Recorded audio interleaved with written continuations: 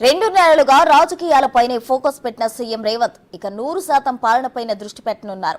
లోక్సభ ఎన్నికల polling complete కావడంతో ప్రజాపాలనపై సమీక్షలు నిర్వహించనున్నారు. మళ్లీ పాలనలో బిజీగా కానున్నారు. నేడు సచివాలయంలో ధరణి కమిటీతో సీఎం రేవంత్ సమావేశం కానున్నారు. ఆ తర్వాత వివిధ శాఖలకు సంబంధించిన అంశాలపై సమీక్ష చేయనున్నారు. ఇరిగేషన్, విద్యుత్, తాగునీటి సరఫరా, విద్యా గ్యారంటీలతో పాటు హామీల అమలు, విధి విధానాల రూపకల్పన, వీటికి అవసరమయ్యే ఆర్థిక వనరుల సమీకరణ తదితరాలపై ప్రభుత్వం దృష్టి పెట్టనున్నారు.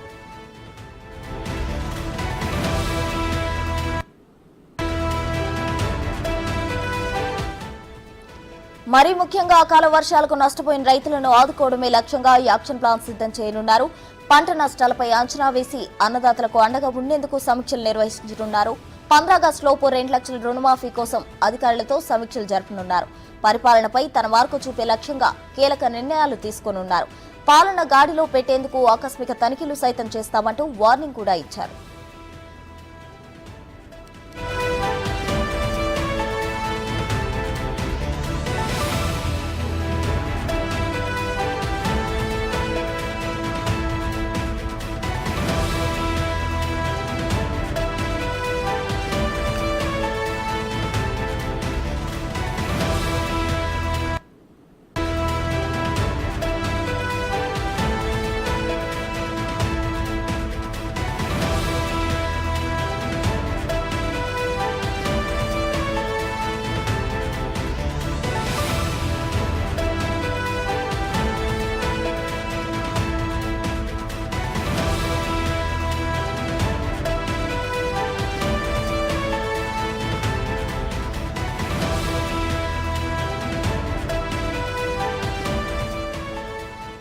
రెండు నెలలుగా రాజకీయాలపైనే ఫోకస్ పెట్టిన సీఎం రేవంత్ ఇక 100% పాలనపైన దృష్టి పెట్టనున్నారు.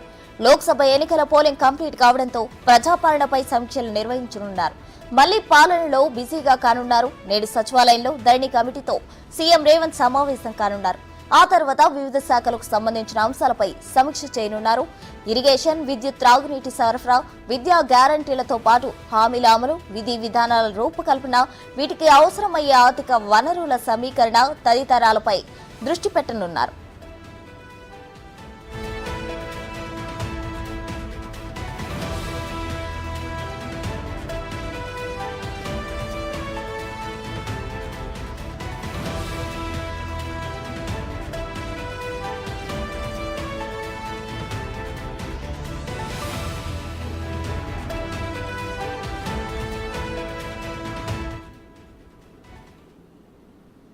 నేడు సీఎం రేవంత్ రెడ్డి సచివాలయం వెళ్లనున్నారు. అక్కడ ధరణి కమిటీతో సమావేశం జరపనున్నారు. సమావేశంలో ఎటువంటి నిర్ణయాలు తీసుకోబోతున్నారు అనేది మరింత సమాచారం మా deputy bureau chief Sadiq live లో అందించడానికి సిద్ధంగా ఉన్నారు. సాదిక్, చెప్పండి. అయితే సీఎం రేవంత్ రెడ్డి ఈ రోజు సచివాలయంలో ధరణి కమిటీతో సమావేశం కానున్నట్లు తెలుస్తుంది. అయితే అక్కడ ప్రధానంగా ఏ అంశాలకు సంబంధించి డిస్కషన్ జరగబోతుంది? ప్రసన్న, ముఖ్యమంత్రి రేవంత్ రెడ్డి అయితే ఇక పరిపాలన పైన పూర్తి స్థాయిలో ఫోకస్ పెట్టనున్నారు. మొన్నటి వరకు కూడా పార్లమెంటు ఎన్నికల్లో బిజీగా ఉన్నటువంటి ముఖ్యమంత్రి రేవంత్ రెడ్డి ఇక నుండి ఈ రోజు నుంచి కూడా పాలనను మరింత పరులు పెట్టించే లక్ష్యంగా ఆయన సెక్రటరీకి రాబోతున్నారు. ప్రధానంగా టాప్ ప్రయారిటీ ఒక 3 అంశాలు, అంటే కాంగ్రెస్ ప్రభుత్వం కానీ మొదటి నుంచి చెప్తా ఉంది, సంక్షేమ, అభివృద్ధి, ఈ 2 అంశాలను ప్రధాన భూమికగా మేము పరిపాలన అందిస్తాం, సుస్థిరమైన పరిపాలన అందిస్తామని చెప్పినటువంటి కాంగ్రెస్ ప్రభుత్వం ఎన్నికలు అయిపోతూనే పూర్తి స్థాయిలో ఇప్పుడు పాలన పైన దృష్టి పట్టేందుకు గాను ముఖ్యమంత్రి రేవంత్ రెడ్డి ఒక టాప్ ప్రయారిటీగా 3 అంశాలను ఎంచుకోవడం జరిగింది. అందులో కూడా విద్య, వైద్యం, వ్యవసాయం, ఈ 3 అంశాలకు టాప్ ప్రయారిటీ చేయబోతున్నారు. ఎందుకంటే అకాల వర్షాల వల్ల దెబ్బతిన్న రైతులు చాలా ఇబ్బంది పడుతున్నారు. వారి యొక్క ధాన్యం తడిసిన సందర్భం ఉంది. ఎంఎస్పీ ధరకే కొంటామని కూడా ఇప్పటికే ప్రభుత్వం ప్రకటించింది. సో రైతులను ఏ విధంగా ఆదుకోవాలి, రైతులకు సంబంధించిన అంశాలు ఎట్లా ఉన్నాయన్న దానిపైన కూడా పూర్తి స్థాయిలో ఫోకస్ పెట్టబోతున్నారు. అంతేకాకుండా ఇప్పుడు ఖరీఫ్ సంబంధించినటువంటి అంశం కూడా రాబోతుంది. సో వర్షాకాలానికి సంబంధించిన మెకానిజం తీసుకునే లక్ష్యంగా ఎరువులు, పురుగు మందులు, ఇతరత్ర సంబంధించిన అంశాలు కూడా ఉండబోతున్నాయి. వీటితో పాటుగా నకిలీ విత్తనాలకు సంబంధించినటువంటి ఒక మహమ్మారి కూడా ఉన్న నేపథ్యంలో దాన్ని ఎట్లా అరికట్టాలి దానిపైన కూడా ఈ అంశంపైన టాప్ ప్రయారిటీ తీసుకోబోతున్నారు. అంతేకాకుండా రైతులు పండించిన పంట ఇక గిట్టుబాటు ధరతో పాటుగా ప్రభుత్వమే కొనుగోలు చేసి సబ్సిడీ ద్వారా, అంటే రేషన్ షాపుల ద్వారా ఇచ్చే సన్నబియ్యం కానీ లేకపోతే ఇతర గత కాంగ్రెస్ ప్రభుత్వం ఉన్నప్పుడు బియ్యంతో పాటుగా 9 వస్తువులు ఇచ్చేవాళ్ళు, పసుపు కానీ, మిర్చి కానీ, అదేవిధంగా పప్పు ధాన్యాలు కానీ అంటే ఇట్లా ఇచ్చేవాళ్ళు. సార్ గత ప్రభుత్వాలు ఇచ్చిన సందర్భం నేపథ్యంలో అదే తిరిగి మళ్ళీ రైతుల దగ్గర నుంచి ప్రొక్యూర్మెంట్ తీసుకొని ఆ తర్వాత దాన్ని సైక్లింగ్ చేసేసి ఆ పూర్తి స్థాయిలో కూడా మళ్ళీ రేషన్ షాపుల ద్వారా 9 రకాల వస్తువులు చేసే లక్ష్యంగా ఒక నిర్ణయం తీసుకోబోతున్నారు. ఇది ఒక పెద్ద అచీవ్మెంట్ ఉంది. రైతులు సంక్షోభంలో ఉన్న రైతాంగానికి ఆదుకునే లక్ష్యంగా వ్యవసాయం పైన దృష్టి పెట్టడం జరిగింది. ప్రధానంగా టాప్ ప్రయారిటీ. అదేవిధంగా ఆగస్టు 15 లోపు 2 లక్షల రుణమాఫీ చేస్తామని కూడా ముఖ్యమంత్రి రేవంత్ రెడ్డి ప్రకటించిన నేపథ్యంలో దానికి సంబంధించిన నిధుల సమీకరణ ఎట్లా ఉండాలి, దానికి ఒక ప్రత్యేక కార్పొరేషన్ వేసి బ్యాంకుల దగ్గర ఎట్లా రుణాలు తీసుకోవాలి, బ్యాంకులకు సంబంధించి ఎస్ఎల్బిసి సంబంధించినటువంటి బ్యాంకర్స్తో మీటింగ్ పెట్టి దానికి సంబంధించిన పూర్తి వివరాలు ఏ విధంగా చేసుకోవాలని ఒకటి యాక్షన్ ప్లాన్ చేయబోతున్నారు. ఇది వ్యవసాయ రంగం. అదేవిధంగా మనకు విద్య సంబంధించిన అకాడమిక్ ఇయర్ ప్రారంభం అవుతున్న నేపథ్యంలో అకాడమిక్ ఇయర్ సంబంధించిన దాంట్లో కూడా హాస్టల్లో సన్నబియ్యం ఇవ్వాలి, విద్యార్థులకు యూనిఫామ్స్ ఇవ్వాలి, పాఠ్య పుస్తకాలు ఇవ్వాలి, వారికి సంబంధించిన షెడ్యూల్ ప్రకారం ఏ విధంగా ఉండాలనిపైన టాప్ ప్రియారిటీ ఇవ్వబోతున్నారు. అంతేకాకుండా కొన్ని ప్రైవేటు విద్యా సంస్థలు ఇబ్బడి ముబ్బడిగా ఫీజులు పెంచుతున్న నేపథ్యంలో ఫీజు నియంత్రణ కోసం ఒక ప్రత్యేక చర్యలు తీసుకునే లక్ష్యంగా కూడా ఈ సమావేశంలో మాట్లాడే అవకాశం ఉంది. అంటే టాప్ ప్రియారిటీగా ఈ 3 అంశాల్లో ఇది విద్య. ఇక వైద్యం విషయంలో కూడా చాలా మట్టుకు సామాన్యులకు వైద్యం అందలేని పరిస్థితి ఉంది. ఇప్పటికే రాజీవ్ ఆరోగ్యశ్రీ ద్వారా 10 లక్షల సంబంధించినటువంటి అంశాలు ఇస్తున్నారు.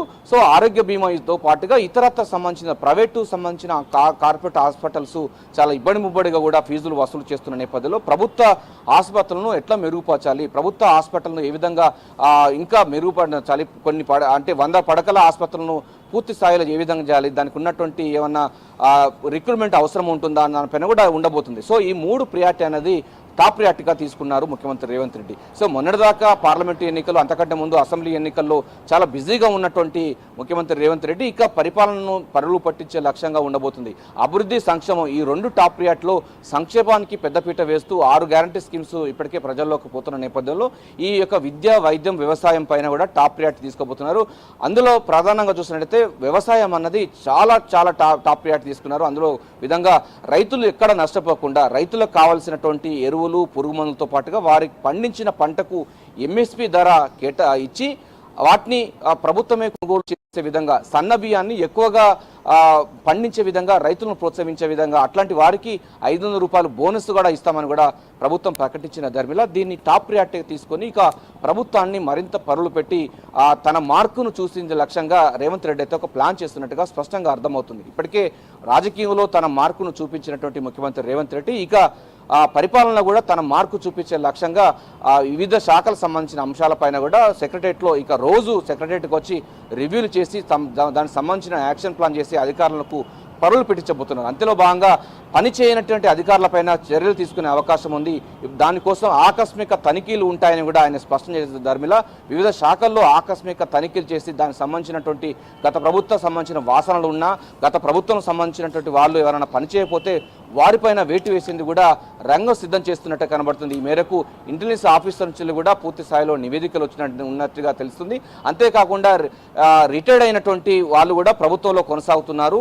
1050 మంది ఉన్నారు. వారిని ఏం చేయాలనిపైన కూడా క్యాబినెట్లో నిర్ణయం తీసుకొని వారిపైన చర్య తీసుకునే అవకాశం అయితే కనబడుతుంది. సో ప్రస్తుతం మొత్తం ఓవరాల్గా చూసినట్లయితే రాజకీయంలో తన మార్కు చూపించిన ముఖ్యమంత్రి రేవంత్ రెడ్డి ఇక పరిపాలనను మరింత పరులు పట్టించే విధంగా తన మార్కు చూపించే లక్ష్యంగా అయితే ఇక నుండి ఈ రోజు నుంచి వెళ్ళి సచివాలయంకి వచ్చి వివిధ శాఖ అధికారులతోని మాట్లాడబోతున్నారు. అభయస్థం మేనిఫెస్టోను పూర్తి స్థాయిలో అమలు పరిచే విధంగా తన యాక్షన్ ప్లాన్ ప్రారంభించబోతున్నారు. Prasanna, over to you. Right, thank you Sadiq.